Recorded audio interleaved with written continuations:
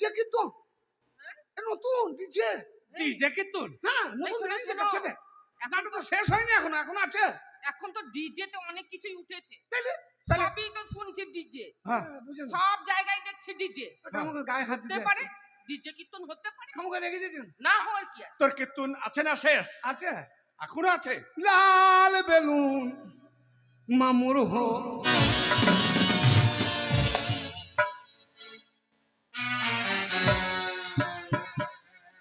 আয় আয়, সোজা হয়ে দাঁড়াও, সোজা হয়ে দাঁড়াও, মামু হো। সোজা হয়ে দাঁড়াও, তোকে বলে মেরে হো। সোজা হয়ে দাঁড়াও। তুমি বুঝতে পারলে না, হ্যাঁ ও যে গানটা গাইছে, হ্যাঁ। যেটাকে কীর্তন বলছে, সেটা আসলে কীর্তন নয়। ডিজে কীর্তন ওটা হচ্ছে কিছুদিন আগে একটা গান বেরিয়েছিল, ওই গানটা কিন্তু খুব ভাইরাল ছিল। হ্যাঁ ওই গানটা সকলেরই মুখে মুখে ছিল। তাইলে যারা ওই গানটা হ্যাঁ মাইক বাজিয়ে তাইলে? যারা লোহা ভাঙা টিন ভাঙা বিক্রি করতো, মনোহারি বিক্রি করতো, ছোট ছোট হ্যাঁ, মানে হ্যাঁ। টিনের বাক্স নিয়ে গান বাজাতো, ওই হ্যাঁ। গানটা কিন্তু বেশি বাজাতো। কি গান? আমার মনে হয় ও ওই গানটাই বলছে। ওই পর্যন্ত শিখেছি। কোন গানটা? ওই যে ওইটা বললাম না তোমাকে, শুনতে পেলে না? ও ওই গানটা হ্যাঁ, তোর হচ্ছে না, আমার কাছে শিখে নে। মামা মামির কাছে বলছি, তার জন্য সম্পর্ক নিয়ে গানটা করছে। শুনেলে আমার কাছে বাদ বাকিটা। হুম বেলুন বেলুন দাদা বেলুন বেলুন, আচ্ছা। বেলুন বেলুন দাদা বেলুন বেলুন, লাল বেলুন দাদা হলদে,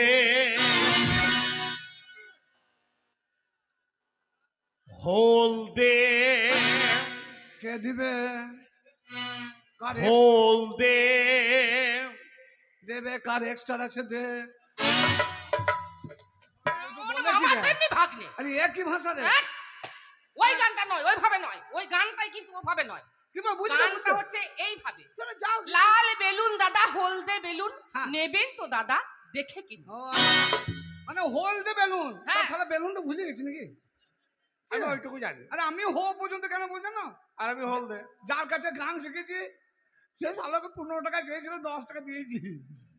10 টাকা দিয়ে বলছে বেলুন বেলুন মামু বেলুন বেলুন। দাদা বলেছিল তখন, তুই তো দাদা লইস আমার মামা হস, তো মামা বলবো না, তাই জন্য বলে মামা হো।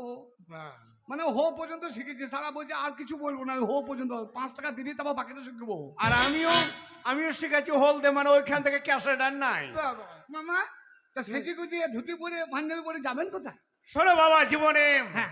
পাপ পুণ্য করেছি কিনা জানি না, বেশ বেশ। তাই বাকি জীবনটার কয়েকটা দিন আমি গয়া কাশে বৃন্দাবনে আমি আজকেই বেরিয়ে যাব বাবা রে, ধর্ম পুণ্য করতে, ধর্ম করতে। ধর্ম মানুষ জীবনে একবার ধর্মের পথে যেতেই হবে, সেই যতই যাই করুক নাকি, হ্যাঁ। সেই জীবনটা ধর্ম।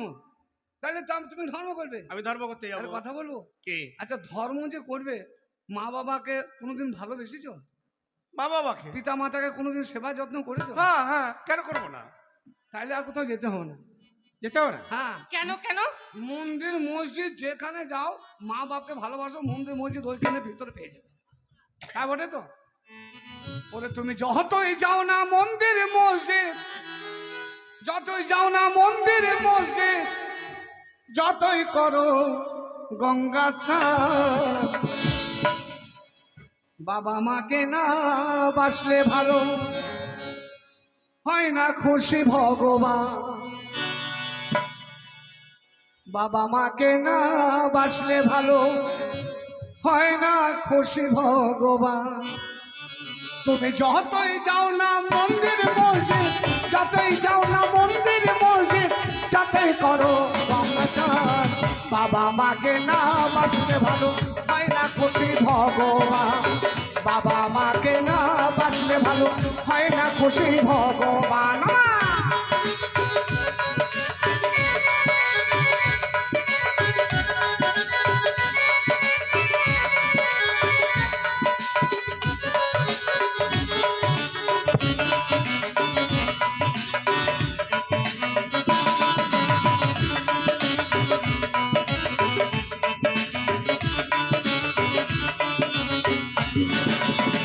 বাবা মা যে সবার সেরা, এই জগৎ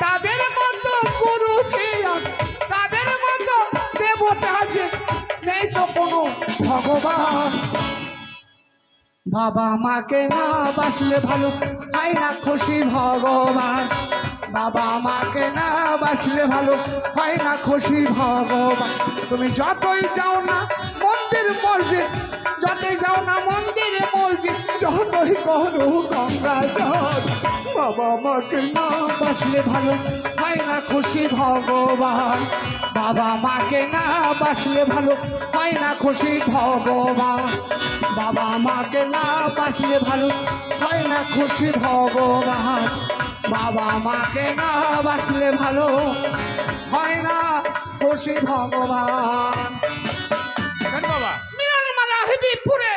তো এই বলে আমি চললাম গয়া কাশি বৃন্দাবনে যাবো। তুই ভাই তুইও যাবি আমি যাবো আগো তাহলে আমি ওখানেই একবার যাবো মামার সাথে যাবো কারণ তোমার রোগ আছে যখন তখন রোগ উঠে যেতে হ্যাঁ, পারে তুমি বলছিস? তো তাই অসুস্থ জন্য আমি আছো, যাবো। ওকে তুমি সঙ্গে নিয়ে যাও। বেশ চল বাবা তাহলে আমরা মামা ভাগ্নে দুজনে আমরা মানে গয়া কাশি বৃন্দাবন থেকে ঘুরে আসি। চলো তোমাদের মামা আমি ভাগ্নে খাবারের যেখানে ব্যবস্থা করি। বিপদ নাই সেখানে